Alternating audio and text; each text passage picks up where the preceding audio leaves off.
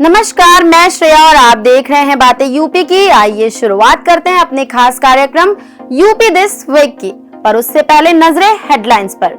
UP सरकार का बड़ा कदम, यूपी में महिलाओं के सशक्तिकरण के लिए नई योजनाओं की हुई शुरुआत। आईआईटी कानपुर ने विकसित की दुनिया की पहली पोर्टेबल हेल्थ डिवाइस। 25 पैरामीटर पर 25 मिनट में होगी जांच। लखनऊ में खुलेगी दुनिया की 5वीं और देश की पहली नाइट सफारी। 900 एकड़ में हो रहा निर्माण। यूपी सरकार की नई पहल, स्ट्रीट वेंडर्स बनेंगे ब्रांड एम्बेसडर, करेंगे जागरूकता फैलाने का काम। यूपी को देश का खाद्य गोदाम बनाएंगे योगी आदित्यनाथ। कृषि क्षेत्र में आएगी नई क्रांति। यूपी के जल जीवन मिशन में सोलर पावर मॉडल को अपनाएंगे देश के दूसरे राज्य। गवर्नेंस कॉन्फ्रेंस में होगा साझा। भगवान बुद्ध की अस्थि कलश के उत्खनन की हुई शुरुआत। यूपी के महाराजगंज में केंद्रीय वित्त राज्य मंत्री पंकज चौधरी ने किया शुभारंभ। और अब खबरें विस्तार से। उत्तर प्रदेश सरकार महिलाओं के जीवन में सकारात्मक बदलाव लाने के लिए नई योजनाओं का क्रियान्वयन कर रही है। Hub for empowerment of women HEW और प्रधानमंत्री मातृ वंदना योजना यानी PMMVY के तहत महिलाओं के स्वास्थ्य, पोषण और आर्थिक सशक्तिकरण पर जोर दिया जाएगा। इन योजनाओं के प्रभावी कार्यान्वयन के लिए जिला स्तर पर 7 कर्मियों की भर्ती प्रक्रिया शुरू की जाएगी, जिसे 1 महीने में पूरा करने का लक्ष्य है। योगी सरकार महिलाओं के लिए सुरक्षित वातावरण, कौशल विकास और स्वरोजगार के अवसर भी प्रदान करेगी। आईआईटी कानपुर के स्टार्टअप प्राइमरी हेल्थ टेक ने एक पोर्टेबल हेल्थ डिवाइस विकसित की है, जो 25 पैरामीटर पर महज 25 मिनट में जांच कर रिपोर्ट देती है। ये device HbA1c liver, kidney function और ग्लूकोज लेवल समेत अन्य महत्वपूर्ण जांच करती है। महज 2 ml खून से 97% सटीकता के साथ जांच रिपोर्ट मिलती है। डिवाइस का ट्रायल सेना, एम्स दिल्ली और अन्य प्रमुख अस्पतालों में हो चुका है। इसकी कीमत लगभग 1.5 लाख रुपए है और इसे central drugs standard control organization यानी कि CDSCO से लाइसेंस प्राप्त है। और अब इसी के साथ बढ़ते हैं अपनी अगली खबर की ओर। उत्तर प्रदेश की राजधानी लखनऊ में देश की पहली नाइट सफारी और दुनिया की 5वीं नाइट सफारी का निर्माण शुरू हो गया है।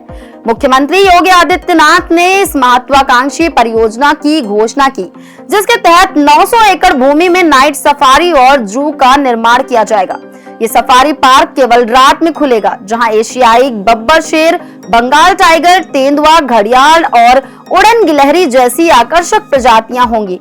इस परियोजना में तेंदुआ, भालू और टाइगर सफारी समेत कई अन्य सुविधाओं का निर्माण किया जाएगा, जो दिसंबर 2026 तक पूरा होने की उम्मीद है। प्रदेश सरकार ने PM स्वनिधि योजना के तहत स्ट्रीट वेंडर्स को ब्रांड एम्बेसडर नियुक्त करने की पहल शुरू की है। इस पहल का उद्देश्य उन्हें आर्थिक रूप से सशक्त बनाना और समाज में उनके योगदान को मान्यता देना है। स्वनिधि भी, स्वाभिमान भी पखवाड़ा के तहत 18 नवंबर से 2 दिसंबर तक कार्यक्रम आयोजित किए जा रहे हैं। इसके अंतर्गत स्ट्रीट वेंडर्स को डिजिटल लेन देन और योजना के लाभों के बारे में जागरूक किया जाएगा। साथ ही मुफ्त चिकित्सा शिविरों का आयोजन भी किया जाएगा, ताकि वेंडर्स और उनके परिवारों को स्वास्थ्य सेवाएं मिल सके। इसी के साथ अब बढ़ते हैं अपनी अगली खबर की ओर। मुख्यमंत्री योगी आदित्यनाथ ने यूपी पार्टनरशिप कॉन्क्लेव में यूपी को देश का खाद्य गोदाम बनाने की योजना पर जोर दिया। उन्होंने कहा कि किसानों को तकनीकी से जोड़कर कृषि उत्पादन में 3 से 4 गुना वृद्धि की जाएगी। साथ ही सोलर पैनल और नई कृषि तकनीकों का बढ़ावा दिया जाएगा। मुख्यमंत्री ने नववर्ष नेटवर्क और कार्बनिक किसान कनेक्ट का शुभारंभ किया, जिससे 30 लाख किसानों तक नई तकनीक पहुंचेगी। यूपी में कृषि क्षेत्र में सुधार के लिए पहल की जा रही है, जैसे कि कम पानी में जैविक खेती और ग्रीन हाउस गैसों का उत्सर्जन कम करना। उत्तर प्रदेश ने जल जीवन मिशन में सोलर पावर का इस्तेमाल कर एक नई मिसाल पेश की है। रायपुर में आयोजित regional conference on good governance में यूपी को इनोवेशन स्टेट के रूप में चुना गया है। 21 से 22 नवंबर को होने वाली इस कॉन्फ्रेंस में यूपी के अपर मुख्य सचिव अनुराग श्रीवास्तव जल जीवन मिशन में सोलर पावर के प्रयोग पर व्याख्यान देंगे। यूपी की 80% जल परियोजनाओं में सोलर पावर का इस्तेमाल हो रहा है, जिसे दूसरे राज्य भी अपनाने की योजना बना रहे हैं। इससे परियोजना लागत कम करने और पर्यावरण सुरक्षा में मदद मिल रही है। और इसी के साथ अब बढ़ते हैं अपनी आखिरी खबर की ओर। उत्तर उत्तर प्रदेश के महाराजगंज जिले में स्थित रामग्राम में केंद्रित वित्त राज्य मंत्री ने हाल ही में भारतीय पुरातत्व सर्वेक्षण द्वारा शुरू किए गए उत्खनन कार्य का उद्घाटन किया।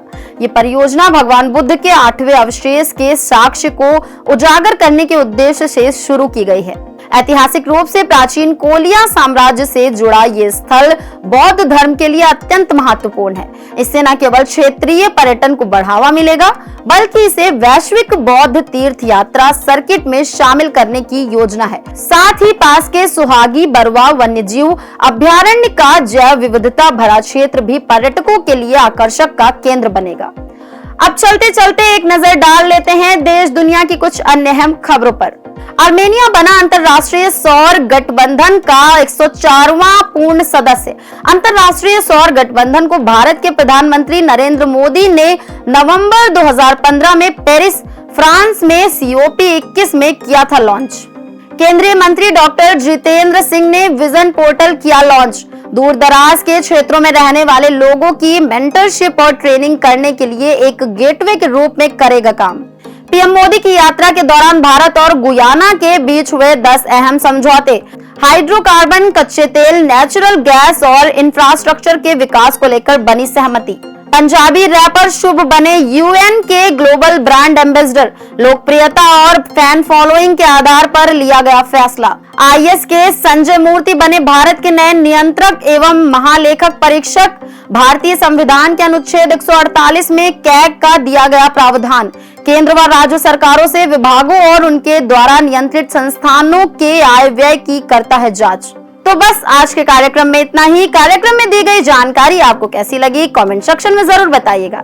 ऐसी ही और खबरों के लिए देखते रहें और करते रहें बातें यूपी की। धन्यवाद।